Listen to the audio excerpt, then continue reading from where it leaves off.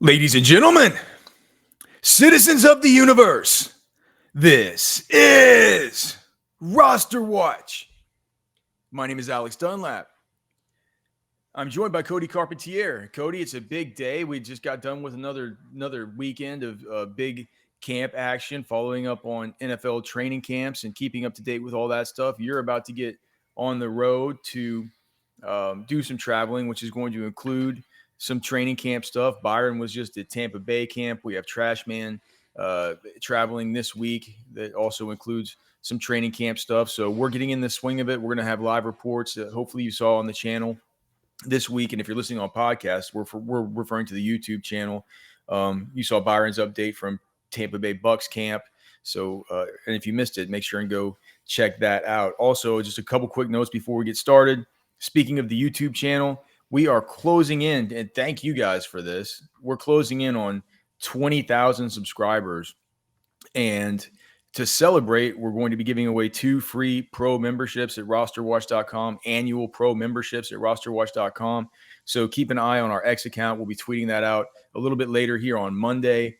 And all you got to do is, if you're subscribed to the channel or whatever, you can just retweet the tweet, and we're going to pick 2 random winners. And we're just to say thank you. And thank you guys a ton for liking the show, subscribing to the channel, and for getting us to, quickly up to 20,000 subscribers. It's awesome.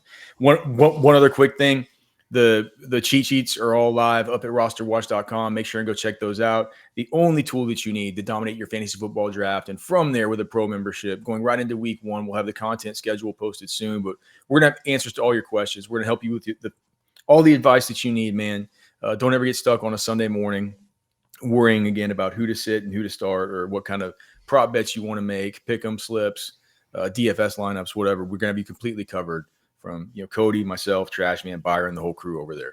RosterWatch.com. Go get a pro membership, and also keep an eye out for the tweet today as we're giving away 2 free pro memberships to say thank you for getting us to, or hopefully getting us to 20K. I hope we get there. We're not quite there yet. Cody, training camp not quite. We're not quite to the games yet, but you can feel it in the air. What are some of your biggest takeaways after we're now through? What are we through 2 weeks of this now? It's like we're basically through 2 weeks. 2 weeks down. One big thing coming out of last week I thought was interesting. I guess we can just start it with our own Byron Lambert, who's in Tampa. He went down there and had glowing remarks for Emeka Egbuka, comparing his calves to Jamar Chase and Steve Smith. Said Mike Evans had some uncharacteristic drops. Obviously, Godwin's not practicing right now. The Emeka role should be growing, but I thought the most notable thing he said was that Bucky Irving maybe wasn't going to end up being it wasn't just going to be a Kyron Williams situation where he leads the league in opportunity share, because Rachaad White was going to have something to do with it, and he's going to be a little bit of a pain in the keister for Bucky Irving. And I think that's a little. I think there's some value in the Rachaad White side of the conversation this year, because no one's thinking or talking about him. And Byron goes there and says, it's pretty much a clear start. Like, you can tell Sean Tucker's taking some steps forward, but it's still clearly a pecking order with Bucky and Rachaad down to Sean Tucker. Also, Dan Graziano from ESPN had a nugget out today, or a training camp buzz news, whatever you want to call it. He says that Bucky Irving is viewed as special enough to warrant high volume RB1 role, including pass catching work, which would technically be contradictory to Byron's analysis of being there in person, eyes on the prize. I tend to trust Byron because Byron's been looking for these things for more than a decade. He's done pretty well with it. I don't know. I don't also think you want Bucky Irving in that role. If you're Tampa. How long can he hold up in that role? You gonna bang Bucky Irving? I mean, between the tackles and use him in the. Here's the thing: is that Rachaad White is like 225 pounds. And it's funny. It's like the roles that these guys play within the offense, it's like feels like opposite day kind of. It feels like Bucky Irving should be in the role that Rachaad White plays, and Rachaad White should be the banger between the tackles. But that's just not how their skill sets are. And I think that Rachaad White, it's not just from Byron that you've heard it. It's like you hear it from the team whenever you hear interviews from these guys at the training camp live, all this. You hear Baker Mayfield. He talks about the 1-2 punch that they have and how they feel like they have two of the best running backs out there. I find it interesting. The Rachaad White right now in PPR is going off his running back 41.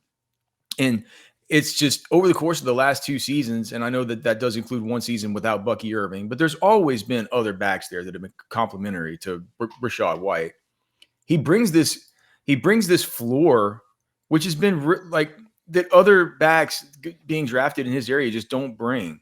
Yeah. He's only gotten you in standard and in PPR, both of them. He's gotten you in standard. He's gotten you a score of less than 7 fantasy points. So just a bust of a week, one that could lose you a week, only 28.75% of the time over the last 2 years. He's gotten you the same thing in PPR, over 10 fantasy points per game, or less than 10 fantasy points per game. He's only done it 28.57% of the time. So just over a quarter of the time he busts for you, 1 out of every 4 games. That's actually really good considering the guys that he goes around, like Zach Charbonnet, right? Zach Charbonnet busts 2/3 of the time in standard, 63% of the time in PPR. Tyjae offensive line's in a significantly different tier as well. What? And Charbonnet's offensive line's in a significantly different tier as. Oh yeah, sure. But even guys like Tyjae Spears, you look at a 29% bust rate versus a 72% bust rate. Guys that have been in kind of good situations, like J.K. Dobbins, he's been a 40% bust rate guy. Javonte Williams goes as running back 35. He's been a 60% bust rate guy. Travis Etienne, who's been Travis Etienne's busts between 40 and 43% of the time, depending on whether it's PPR or whether it is standard. Jaylen Warren goes 10 running back spots ahead of Rachaad White. He busts 65% of the time. Like, we're talking about it's just, is he the ultimate ceiling play? No, but is your running back 4 or running back 5, especially in PPR, I think things still tick up for Rachaad White. Did you find it interesting that Byron said that he thinks that Emeka Egbuka looks really good and he loves him and thinks he's a great prospect and all that, but he's like, man, the target volume, even with no Chris Godwin, just hasn't been very good. Does that concern you at all? No, because he added one thing in there. Baker Mayfield was not there. Yeah, well, that's very true. And I talked to Byron. Byron's going to potentially try and get back for they also have Tennessee as a joint practice at home in Tampa.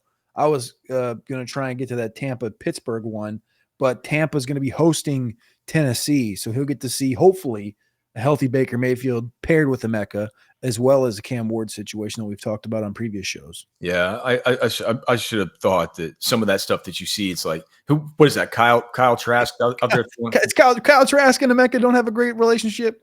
I mean, shocker. He's only been there for, X amount of time, and he's Kyle Trask. He's not Baker Mayfield. And Trask stinks. What do you think? Is Nick Chubb gonna stink? Is he gonna be a bust?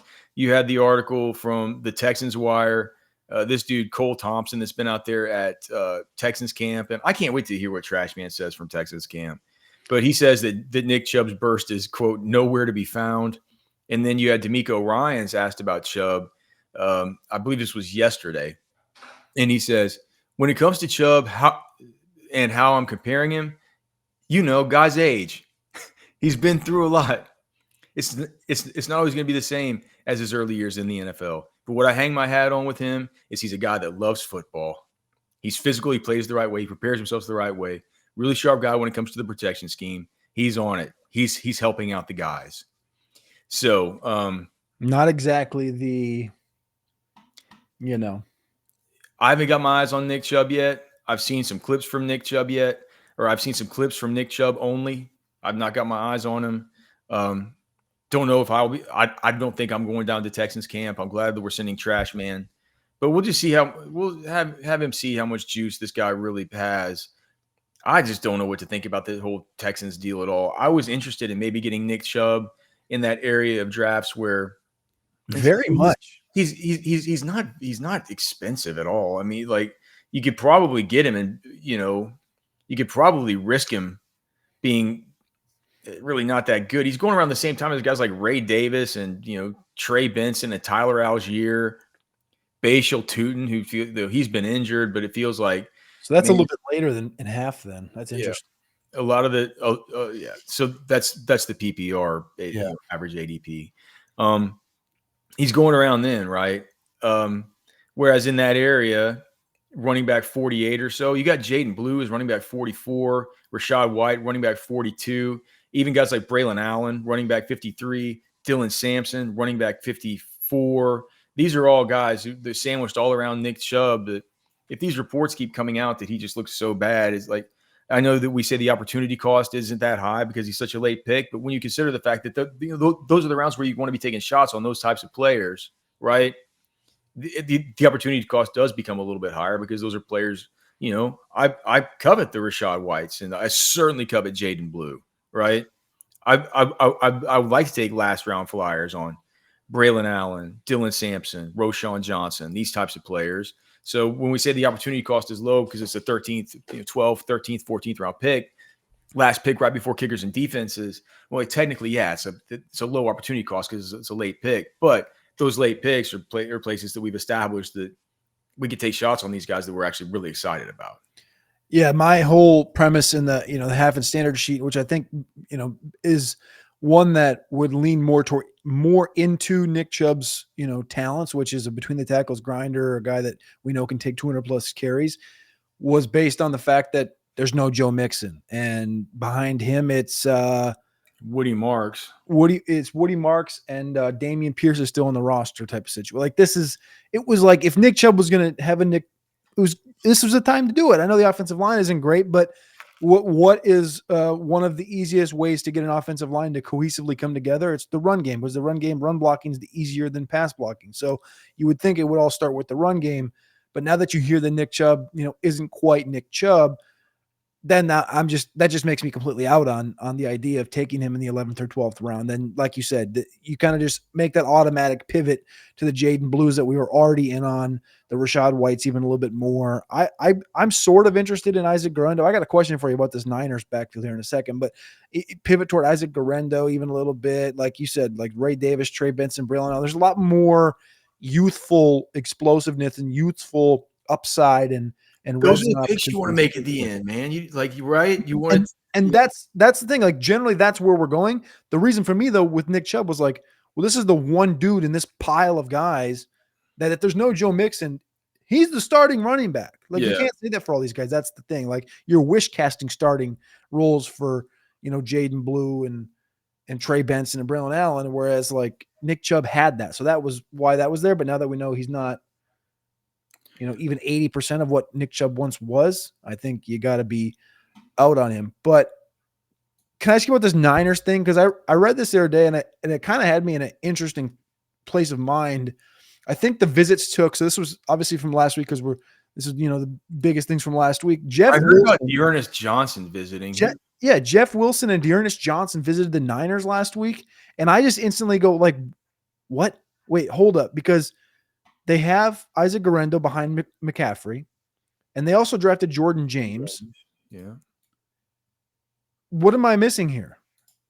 What do you mean? What are you missing? Like, are you concerned? Like, I think that depth behind Christian McCaffrey feels a little bit concerning.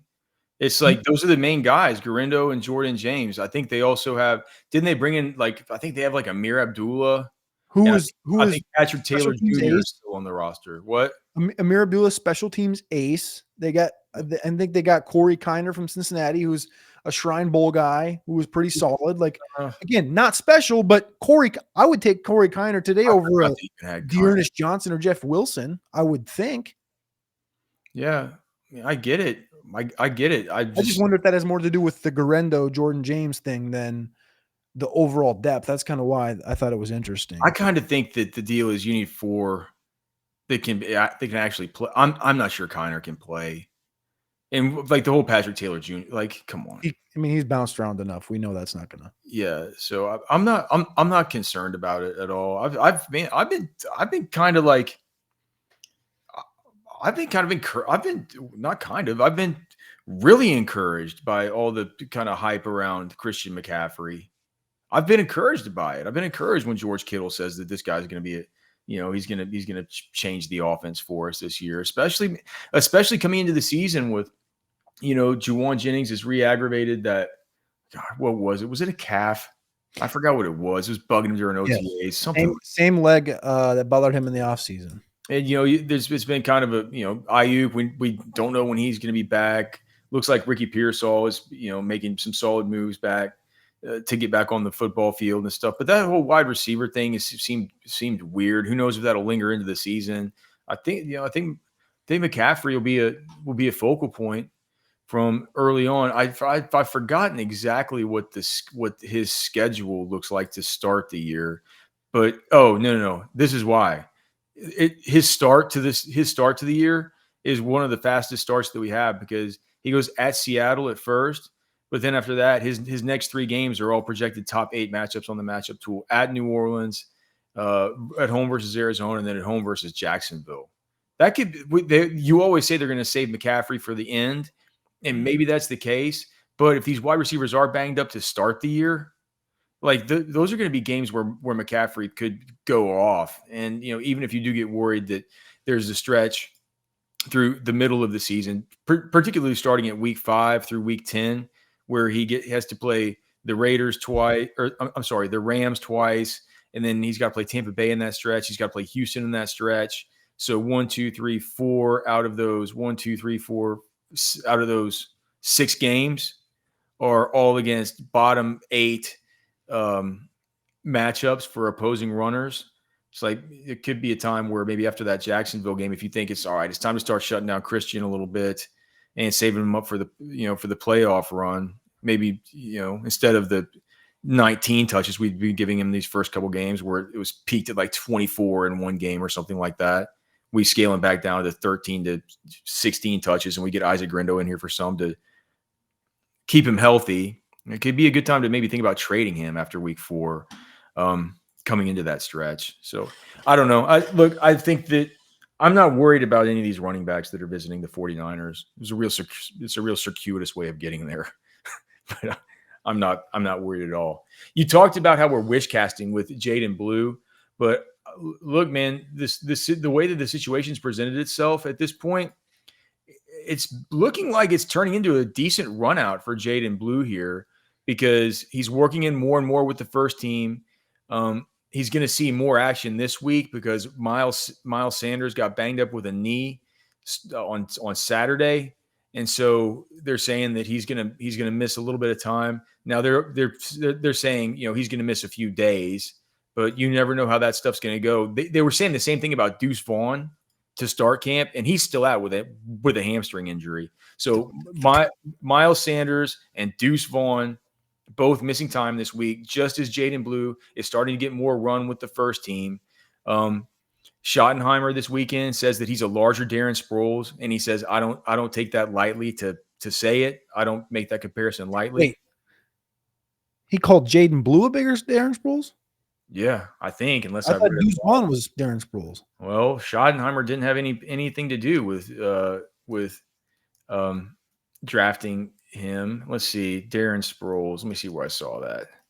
I mean, that's elite praise.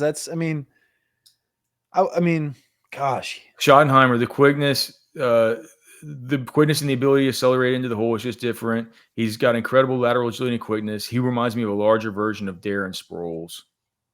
That's on Jaden Blue. And then you had the offensive coordinator, Clayton Adams. He's been gushing over him.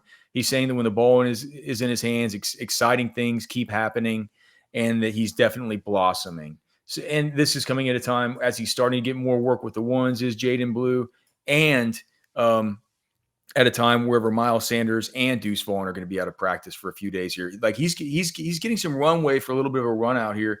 Dude, I know it feels like wish casting to say this about him, and I know that there could be inherent bias to it, considering that we also cover the Longhorns and we've watched Jaden Blue a lot, and we have a lot of information about the guy. But typically, I'm usually good at setting those things apart. But I mean, having watched him so closely, I know that Jaden Blue is really darn good, and he's really fast, and he can catch, and he's explosive, and he's a he's a dynamic guy. Everything Schottenheimer said. The lateral agility, the quicks, the twitch, it's like it's all there. And it's just not with Javonte Williams. It's certainly not with Miles Sanders. And that's been the thesis this whole time. I just wondered, like, now that it seems like it's playing itself out, I don't want to get I don't want to get behind on Jaden Blue. Whenever you're running your cheat sheet sims, are you still getting him a lot? Yes. Okay, because Get a good grip of him. And to be honest with you, it's like getting a little harder, a tiny bit harder. It's not getting tiny bit harder, but his ADP is still in the like early 130s. So it's still a spot where you get to the 11th round. And I mean, I'm still working on an update right now, but it's like before I moved Chubb down, it was like Chubb, Blue, Ibuka. Ibuka's now moved up quite a bit. But that was kind of the conversation. I don't think you could take Emeka Egbuka before you take Jaden Blue cross positionally. Oh, you have to now in half. Ibuka's up to 116 in half. And Blue's at 131. Ibuka's moved up a clean maybe 10 or 11 spots. I don't even know what it's like. These things change so fast in PPR with the ADPs, with everything in the simulators. But I just noticed when I was testing yesterday, if I had Egbuka above Blue, I would get it. I would get all the Egbuka, and I would never get Jaden Blue. So just whenever you're testing, just test that. Test it. Just test it. Make sure you're not getting all the exposure to Egbuka and losing it on Blue, because things are changing with I'm just saying that he's a guy that we need to monitor to make sure that we keep getting as we make updates to these sheets. All right. So, I had a few. Did you have anything else that you wanted to touch on? I do, but you can go now. Well, why don't you get yours out, and then I'll go through mine just rapid fire. You can just give me your. All right, I got 3 nuggets then. First off, the Darnell Mooney thing he's dealing with a shoulder injury. He's been out for a week now. They said he was going to be out for a few more weeks. They signed DJ Chark to a 1-year contract on Friday. So we'll see. I'm planning to be in Flowery Branch in about a week and a half. So we'll see what DJ Chark looks like, if he's ramped up into that Mooney role at that point, or if Mooney's back.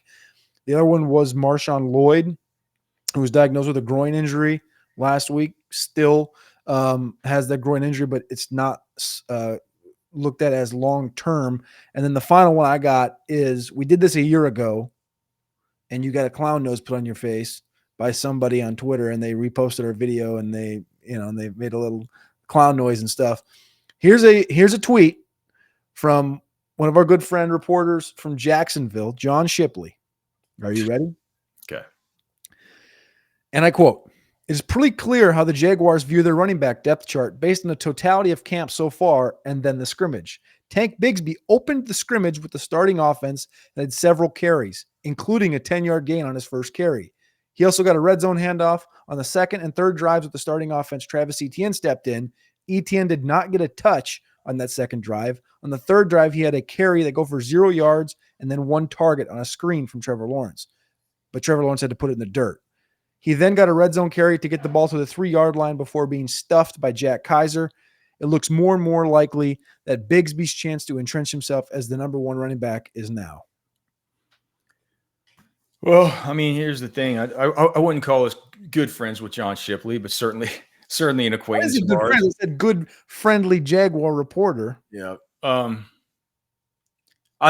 mean, I like the guy. I'm not saying I don't. We always talk to him at the combine and stuff.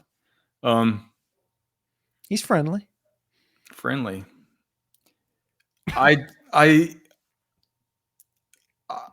Yeah, I mean, are you coming around? I don't know what you can take away from this report, except for the fact that, I got to go into the cheat sheets and move Travis Etienne down. Bigsby's 36 spots later in half. Yeah, no, it's like, yeah. Travis, it's not like Travis Etienne. It doesn't feel to. I mean, Lord knows, I'd probably do 200. I could probably tell you the exact number from the summary report, but I probably do 200 of these manual simulations every single day. And it's like, I know that sounds disturbing to most of you guys, but it's how we get the RosterWatch Ultimate Draft cheat sheet to where it hums and to where it works. You have to make these little micro adjustments to make sure you guys are leveraging ADP at each spot, and we're staying ahead of ADP and we're staying ahead of the news, right? That's the value of the tool. But one of the things that's always been important is we don't overreact to news. This has been a constant drumbeat, man. This Tank Bigsby stuff, and I think that Cody's right. I don't think we're going to see these ADPs really converge like ships passing in the night, right? I don't think we're going to see a flippening happen here, unless we get some kind of major news that ETN gets hurt. Something that's actually like, quantifiable that people can hold and touch, like Travis Etienne hurt his leg, right? And now, so everyone's going to go to Tank Bigsby. I don't think that. I just think that the name recognition of it, Travis Etienne, I think that your average gamer is going to hold him in higher esteem and just have a better name brand value recognitions kind of thing with him. And we're talking about home leagues here, right? So I'm not going to go crazy about moving Bigsby up too much more. I kind of like him where I have him, and there are other players that I would rather. Well, at this point, do you like Bigsby better than like Rachaad White?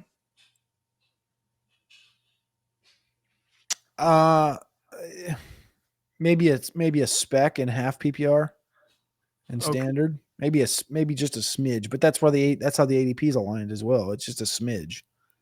Do you like? Okay, I like Blue over both of them. Okay, so he's behind both of them in ADP. So that's where I have him. I mean, I've moved Tank Bigsby ahead of like Najee Harris and Ramondre Stevenson and stuff. Yeah. I think that's where he belongs, and I don't want to get a bunch of Tank Bigsby. He's never been my favorite player. I'm certainly not his favorite analyst. He's certainly retweeted some of the things that I've said about him in the past. With that being said, I do think now it's time, dude. I mean, the more I look at it, if I move Travis Etienne down even some, and if I were to tick up Bigsby even a little bit, these guys are going to be, if I move Bigsby up 2 spots, move Etienne down 3 spots, they're going to be back to back on the cheat sheet. And so, and you said the difference in these players is how many in the regular market? Well, in half PPR is 36 spots. So as usual, once again, the ultimate draft cheat sheet at RosterWatch, giving you today's news and today's analysis 4 days ago when we made these most recent updates to the cheat sheets, and we're going to continue to stay ahead of it. With that being said, I'm not sure how much more I can move up Bigsby. I think this is more about having to get lower and just start to really turn the worry meter up on Travis Etienne. This is Anthony Richardson. You're listening to RosterWatch. This is AJ Brown, and you're listening to RosterWatch. This is Josh Allen, and you're listening to RosterWatch.